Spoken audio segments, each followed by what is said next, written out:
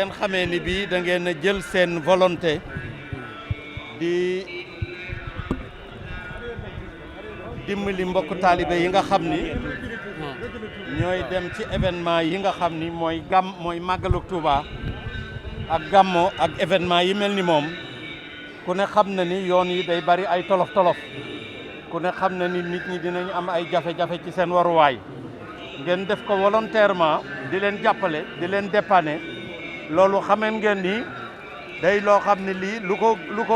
lu ko ëpp solo amul ci ki nga xam ni dafa ànd ak njabootam wala mu jël transport di yóbbu nit ñi ñuy jaamu ji yàlla loolu nag moo indi lii ndaxte nit lu mu ne te muy dëgg te mu am ci pas-pas bu wér boo xam ne bii liggéeyal yàlla rek a tax bu ca nekkee yàgg ci te gisu ci ndimbal gisu ci yokkate na xam ne lu yàlla nunguwul la waaye yéen xam ngeen ni kon ba dem ba président de la république nga xam ni moo njaboote ñëpp moom moo nekk ci kanamu réew mi nga xam ne bu sañoon ñëpp am jàmm ñëw ba xam ne li ngeen di def moom ngeen koy defal mu jàppale leen ci wane na ni kon la ngeen doon def yàlla nangu na ko yàlla na yàgg yàlla na barkeel yàlla na sax ba ay yeneeni outillage topp ci ba nga xam ne bii day nekk ñu bind ko ci li nga xam ne lii moo nekk ci jëf yi gën a rëy ci réew mi jërë ngeen jëf yàlla na ko yàlla barkeel sëriñ baa ngi leen di sant mi ngi leen di gërëm mi ngi leen di ñaanal pour yàlla yokku leen yàlla nungu seenub liggéey te bu leen ci am benn natable yàlla dina ko nungu jërë ngeen jëf waaw dañuy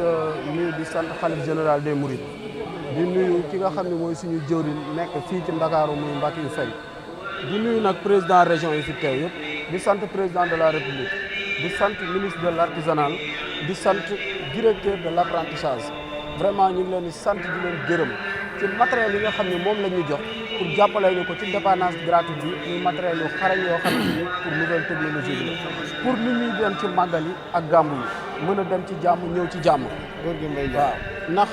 ndax képp koo xamante ni yaa ngi dégg nekk nga fii ci Masalikul comme suñu kilifa bi nga xamante ni mooy Mbaye Ndiaye nekk président marché Sénégal yëpp ànd ak Baara ñu ngi jàpp ci liggéey bi bu baax a baax kon vraiment ñun Revache dañu ñëw fii tey pour def remise de matériel woo région yëpp vraiment pour def déclaration wane ni ñun dinañ def dépannage gratuit bi waaye nag feebar dafa am lépp loo xamante ni nekk na matukaay boo xam ne dinañ ko jël ci feebar dinañ ko jël ndax dinañ ci yor ay masque dinañ yor ay gel lépp dinañ jël daay matukaay yëpp ba nga xam ne pèlerin yi dinañ mën a dem ci jàmm ñëw ci jàmm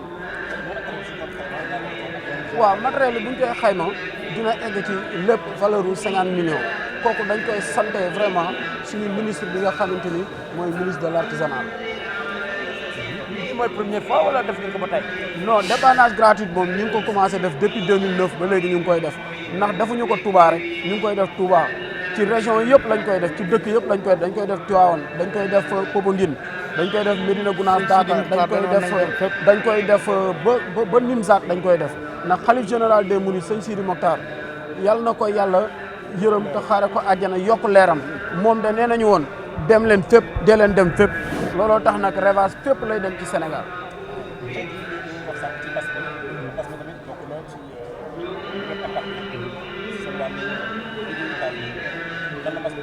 waaw xam nga mbas mi moom ñëpp xam nañ ni yàq na liggéeyu ñëpp ndax kuy xool xam ni vraiment ouvrier yi liggéeyatuñu te it mbas mi am na lu ci président de la république waxoon am na somme bu mu ci génne woon muy 35 milliards ne dinañ ko jox artisan yi waaye nag dégg nañ ay communication yoo xam ne ministre ak ñeneen génn nañ wax ni nit ñi jot nañu ñu wax leen di xamal ni amagul benn artisan boo xamante ni jot nga 100 francs waaw mais nag lu président wax la lu nekk en cours la waaye nañ ciy communiquer nit ñi di ci déggee noonu ndax ñun ñu jiite am na loo xam ne buñ ko waxee dañuy sonn mooy kenn jotagul ci dara. mais matériel bi lan moo ko composé bokk na ci waaw matériel bi nekk na matériel électricité ak matériel mécanique ndax dafa am ay valise diagnostic yaa ngi dégg am ay caisse à outils yoo xamante ni am ay cric am lépp bépp matukaay daal boo xamante ni nit yor na oto di dem ci màggal jox nañ ñu matukaay yooyu pour ñu mën a jàppale liggéey bi.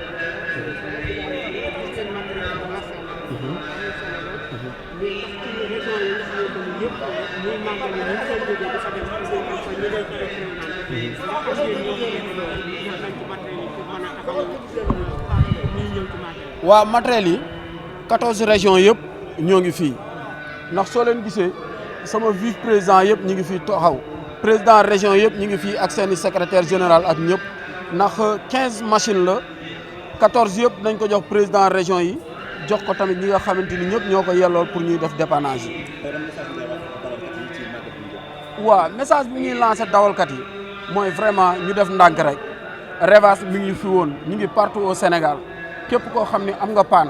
boo eggee fi nga xamante ni waa Revas ñi ngi fay dal na nga taxaw ñu dépanner la gratuitement nga mën a dem ñoom it nañu jël matukaay yi ndax dañuy wax feebar mais nañu sant yàlla suñu borom rek te ñaan yàlla su màggal gi passé lépp jóge fii ci màggal gi di lancé waat nag benn message le président de la république nañu xam ni secteur artisanal ndax fi mu toll nii jóge nañ ci sax suñu wàllu mécanique mais ci artisanal la ñuy wax ndax artisanal soo xoolee budget bi ñu ko jaglee doyul ndax boo nee mbay wax napp est-ce que yaa ngi dégg wax mbay wax napp wax sàmm yooyu yëpp boo waxee mbay bu commencé machine la bu jeexee machine la boo waxee sàmm bu commencé machine la bu jeexee machine la boo waxee pêche bu commencé gaal bi ba li ñuy defar yëpp loolu yëpp artisanal la kon président de la république war na joxaat gëdd secteur artisanal jox ko budget bu doy ndax ñoo fi ëpp ay direction te direction yëpp amuñu ay budget de fonctionnement kon loolu président war na ci bàyyi xel. waaw Ousmane. waaw Mbaye na ci sànni waaw Mbaye waaw sànni kàddu rek. président baax na ni baax na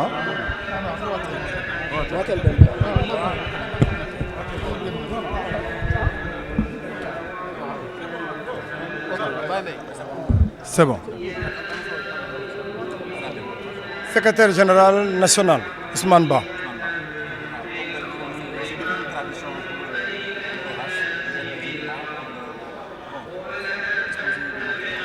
Effectivement, je crois que c'est un grand événement pour le Revas national. Si j'ose dire aussi, je dirais que c'est le baptême national du Revas. Vous savez, comme de coutume, nous avons créé le Revas national dans le seul objectif de venir en aide les usagers de la route, plus précisément les chauffeurs. Vous savez très bien que durant les événements religieux, certains chauffeurs, quand ils ont des problèmes techniques, dans des zones un peu isolées, en retour, ils voient que leur véhicule est volé. Souvent, ils trouvent des vitres cassées, jusqu'à même mener quand même dans une situation d'insécurité les passagers qui sont dans les véhicules. Cause pour laquelle le Revas national, avec la collaboration du président national, M. Ali Sow, nous avons préféré implanter dans chaque région et dans chaque département des zones d'intervention rapide, ce qu'on appelle les camps d'intervention, mais aussi les camps de dépannage. Vous en trouverez de Dakar jusqu'à Touba, de Touba jusqu'à Kaolack, de Kaolack jusqu'à Kaffrine, de Kaffrine jusqu'à Ziguinchor, de Ziguinchor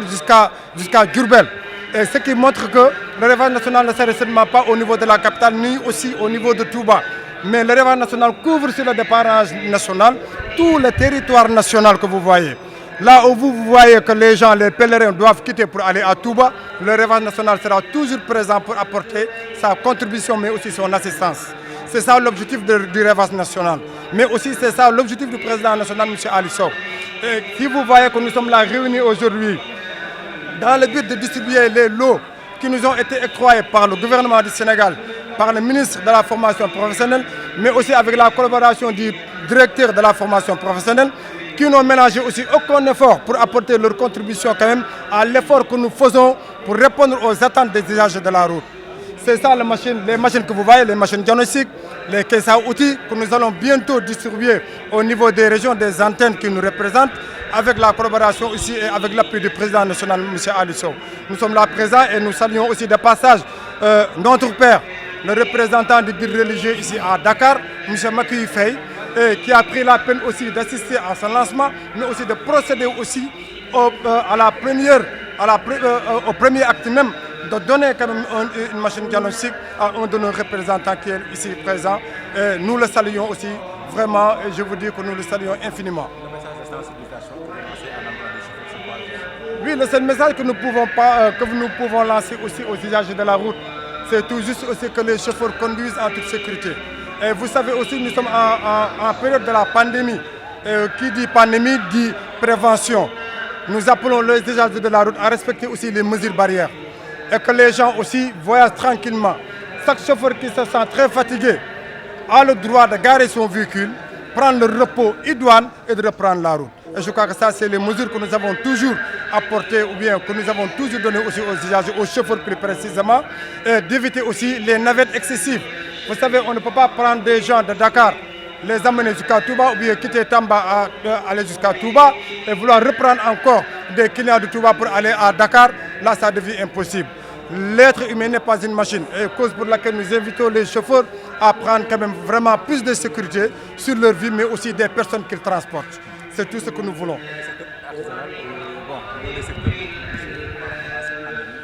Ah oui, vous savez, le secteur artisanal, je peux dire, si j'ose le dire, c'est le secteur le plus touché durant cette pandémie. Vous savez, nous, on travaille bénévolement. D'autres, ils travaillent quand même, comme on le dit, dans le secteur informel. Et le secteur informel, je crois que là, c'est en ce moment-là que le président de la République et tout le gouvernement sénégalais doit essayer quand même de prendre en compte le secteur informel. Parce que nous, nous travaillons pour nos propres comptes. Mais quand il y a problème aussi, ce n'est pas l'État qui nous aide. Et vous avez vu qu'il y a beaucoup de milliards qui ont été déboursés pour le secteur informel. Il y a beaucoup de milliards qui ont été déboursés dans d'autres domaines que je ne voudrais pas citer ici. Mais ils ont eu quand même gain de cause. Mais dans le secteur automobile, ou bien le secteur informel en général, je peux dire, nul d'entre nous n'a encore reçu au sou de l'État. Et vous savez que ça, c'est très dur. Il y a des gens qui ont fermé leur garage. Pourquoi? Parce qu'ils n'ont plus de clients. Il y a des boutiques qui ont fermé. Pourquoi? Parce qu'ils n'ont plus de clients. Et que si on prend aussi des mesures idoines quand même allant aussi à la sécurité des populations, il faut savoir aussi rembourser aussi ces impacts négatifs qui touchent cette population. Vous savez que le secteur informel, c'est un secteur qui est très faible. En matière, sur le plan financier, il est très faible. On est puissant parce que ce que nous remettons aussi dans les comptes de l'économie nationale, ce n'est pas ce retour aussi que nous avons quand on a besoin d'aide. Et c'est malheureux, il faut que le président de la République et le gouvernement du Sénégal puissent quand même trouver des solutions idoines pour pouvoir aider ce secteur, mais aussi booster aussi le secteur informel de l'automobile. Je crois que c'est très important. C'est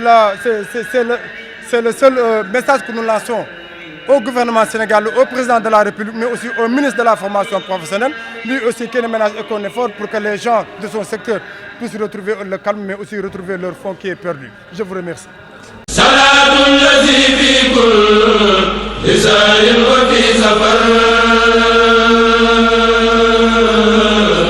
hamani ala